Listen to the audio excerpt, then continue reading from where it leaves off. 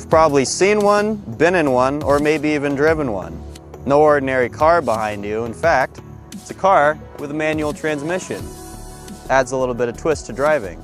Now, what you're looking at is a 1997 BMW 528i with around 190 horsepower and runs about 210 pound-feet of torque. If you're a gearhead, you know what I mean. If you're not, basically it's not overpowered and it's good to learn on. So the first thing you'll notice in the car is that you have a shift knob right here, and if you look at the picture, it'll show you exactly where the shifter will be when you're shifting. Obviously, you'll push the clutch in, that's up in first, that's back in second, it's a little over to the right for third, straight back for fourth, and for fifth, you go over more and then up.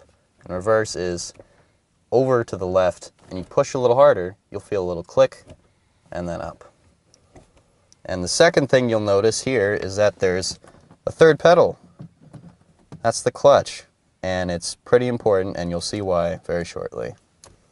Now, to start the car is actually a little bit different than you might imagine. As you see the third pedal right over here, that's the clutch. You're going to push it all the way to the floor, and you're going to make sure that the car is in neutral. As you can see, it's vertical right now, and it has a little bit of leeway. And now, make sure your parking brake is on, make sure you push the brake down just to make sure doesn't move anywhere, and then start the car just like that. Now, to get the car moving, what you're going to have to do is you're going to have to push the clutch all the way down and make sure the car is in first gear. Obviously, you see up there, one, left, and a little bit over. Now, you're going to take the parking brake off, push the little button down, pull back, down, and such. And to get the car actually moving, what you're going to do is you're going to let off the clutch very slowly and give it a little bit of gas at the same time. You will find the bite point of the car. And there you go. Now you're moving. Take your foot off the gas or the clutch and carry on.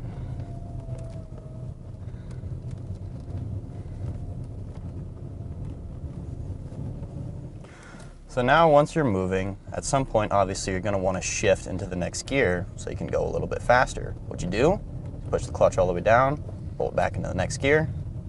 Do the same kind of thing as you're starting. You let off the clutch a little bit slow, give it a little bit of gas at the same time. So now that the car is moving, maybe you're approaching a stop sign or a regular light or whatever, stop. The brake still works, so push the brake down, push the clutch, put the car into neutral, and let the clutch out. This will save a lot of wear and tear instead of downshifting a lot. So now that you've learned how to move and shift and stop, you might want to learn how to move a little bit slower, so maybe you can pull into a parking space. And for this, what you're going to do is you're going to push the clutch all the way down like so. You're going to put the car into first gear, obviously by the picture, and you're going to let off the clutch very slowly when you're moving forward so you don't stall the car on accident. You see I'm letting off extra slowly right here, and there you go. Now I'm going about 5 miles an hour. So now we're going to go over just a couple upshifts and then downshifts. So right now we're in first, about time to shift. Push the clutch in, down to second, clutch out, power's engaged.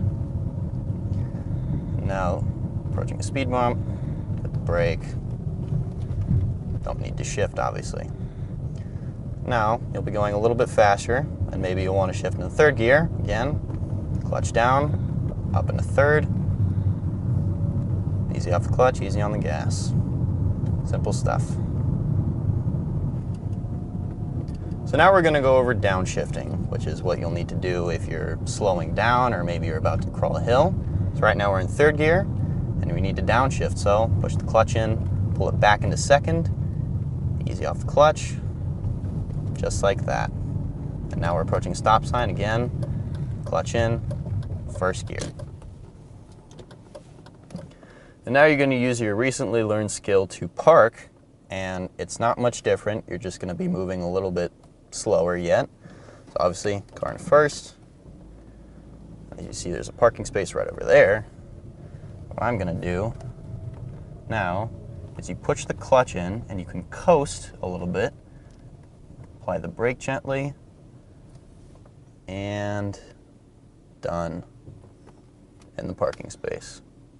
If you are parked uphill, you want it to be in first gear so it doesn't roll backwards. If you park downhill, you want it to be in reverse, which again is over more in this car and up, and it will show you, or won't show you, but it'll keep you from rolling back.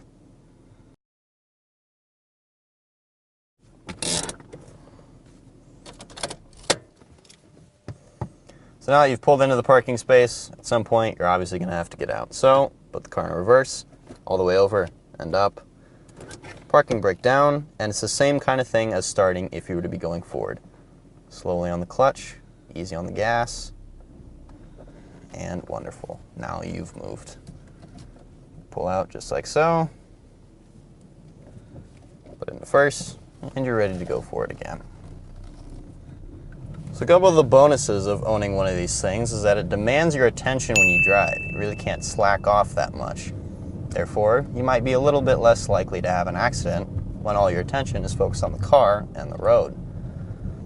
And if you're buying one that's a little bit older, it might be a little bit easier, or maybe not easier to purchase, but a little bit cheaper, and will get better gas mileage. And the third thing is, idiots can't just steal your car, because a lot of idiots who steal cars don't know how to drive a manual.